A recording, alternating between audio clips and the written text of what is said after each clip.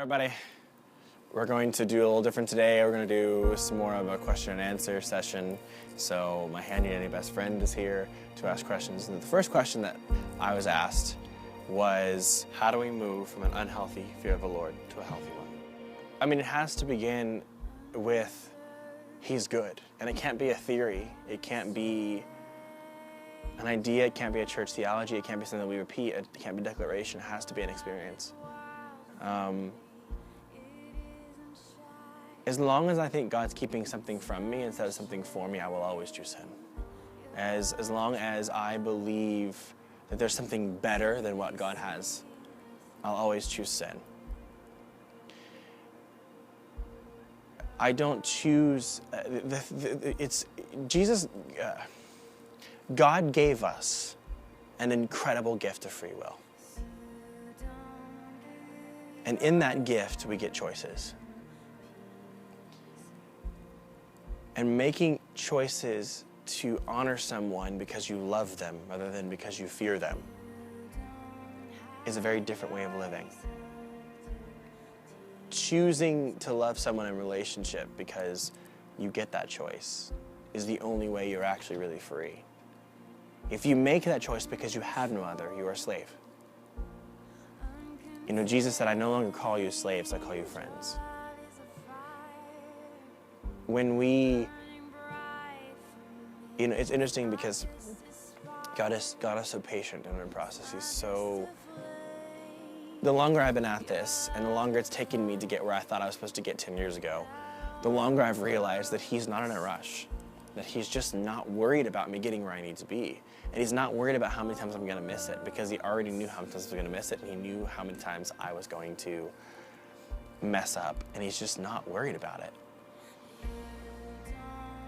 But there comes a time when God is a father and He says to you, okay, you know enough is enough. Let's stop. Why are we still doing this? Why are we still acting like this? You know better. And it's not a guilt thing. It's just, you know, it's just like if you have a good friend that just kind of pulls you aside and just kind of spanks your butt because they're like, you know what, I'm not gonna let you act stupid like you don't know any better. You don't feel judged or hated by them. You realize it's like, yeah, I actually love me. You actually care enough to call me on my crap. Because the reality is, I've noticed this and having to counsel people and do sozos with people and different things like that is, if I come into the sozo caring whether they like me or not, I'm never gonna tell them what they actually need to hear.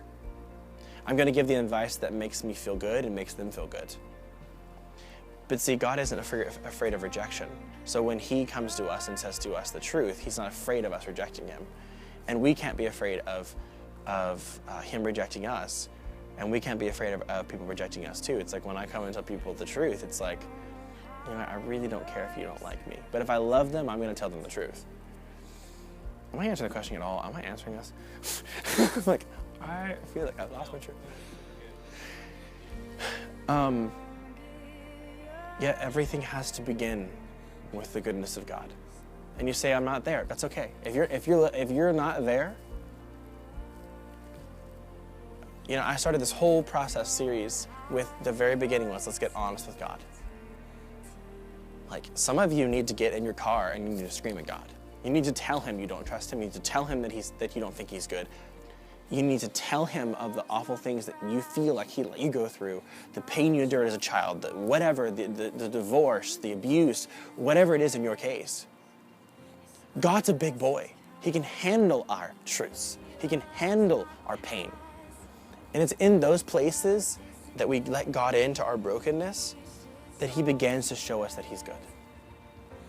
And then loving Him, His mercy, His grace, everything coming in begins to actually look like voluntary love instead of just forced religious practice. It looks because He's still there. When the dust clears, when the truth has been spoken, when you've let everything out, when you've said everything you're afraid to tell God, everything you're afraid to be honest with yourself about, in the midst of pain, God shows up. God's so good at being God in the midst of pain because He has something to heal. He has something to do. He loves being Him. He loves being a healer. And when I finally started getting honest with myself, when I started just being real with God, I was so afraid He couldn't handle it. I was so afraid that the reality was, I thought my problem was too big for God.